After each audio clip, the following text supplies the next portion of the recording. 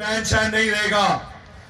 हम कोर्ट जाएंगे, हम एहतजाज करेंगे और इसका रास्ता एक ही है, वो सुप्रीम कोर्ट ऑफ पाकिस्तान है। यहां पे एक एक बंदे से सैनिटेशन के अंदर 5-5 बंदों की फटीक ली जाती है।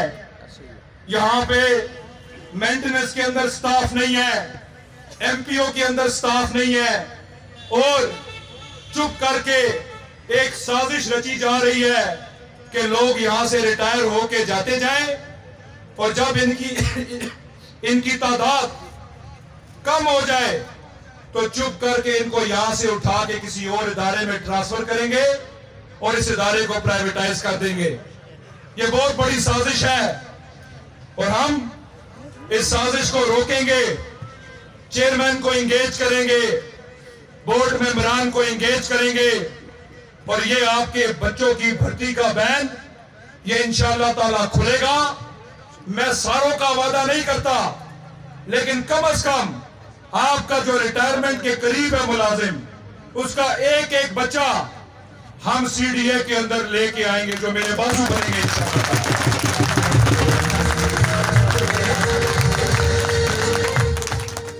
इस इदारे को खुद मुख्तार बनाऊंगा इंशाअल्लाह। ये हमारा इदारा है, हम इसके मालिक हैं।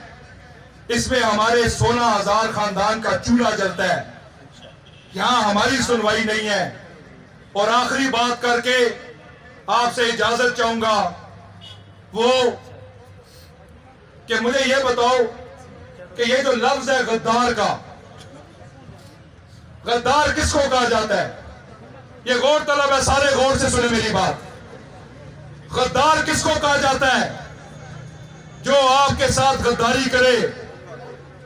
एमसीआई का निजाम आया, एक बिल आया, उस बिल में चौधरी यासीन ने सीट मांगी और सीट के एवज हमारे इदारे को तकसीम की तरफ भेजा।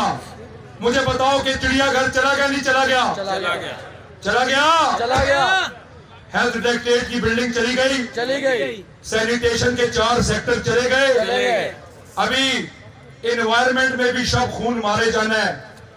ग्रीन बेल्ट के ऊपर ये सब पे आएगा मसला। ये मत सोचो कि कोई डायरेक्टरेट बच जाएगी।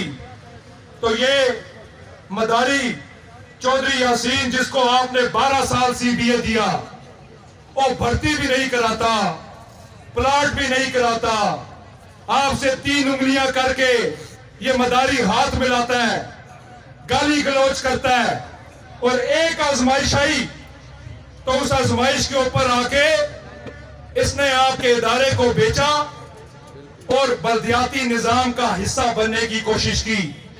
हमें बल्दियाती निजाम से एतराज नहीं है, लेकिन सीडीए के मजदूर की एक ईंट, एक अलाउंस और उसकी नौकरी को तहफ्फुज दिया जाए, ये हमारी डिमांड थी। लेकिन सीडीए एम्प्लॉइज यूनियन जिंदाबाद, फरद कमाल पाशा जिंदाबाद, इज्जत कमाल पाशा जिंदाबाद। इसने कुछ नहीं सोचा मेरे भाइयों।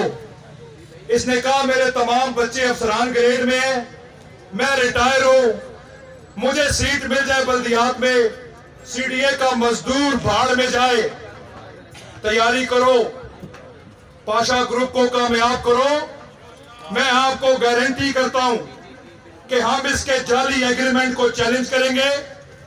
आपका 1960 का ऑर्डिनेंस जिसको प्रेसिडेंशियल तहफ्फुज हासिल है, आपसे मेरी कमेटी एक कंसेंट फॉर्म साइन करवाएगी।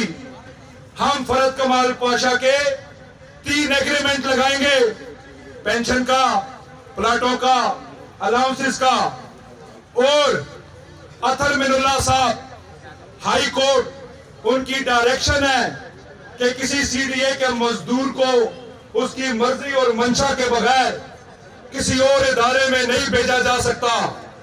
लिहाजा ये सब तैयारी करके हम इस एग्रीमेंट के मेमोरेंडम को, इसकी शिकों को हम कोर्ट में चैलेंज करेंगे।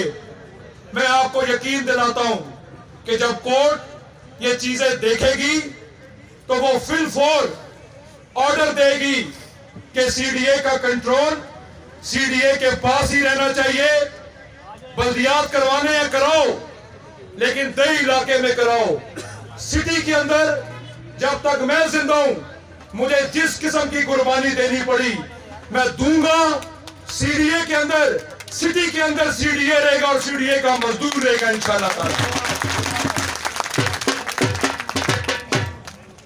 मैं एक आपसे गुजारिश करूंगा कि हमारे भाई हैं रफी अमान साहब, बड़ा खूबसूरत वो एक नगमा पेश करेंगे। आप लोगों ने मेरी तकरीर खत्म होने के बाद उठना नहीं है। 2-1 मिनट का वो नगमा है, 2-1 मिनट का वो नगमा है।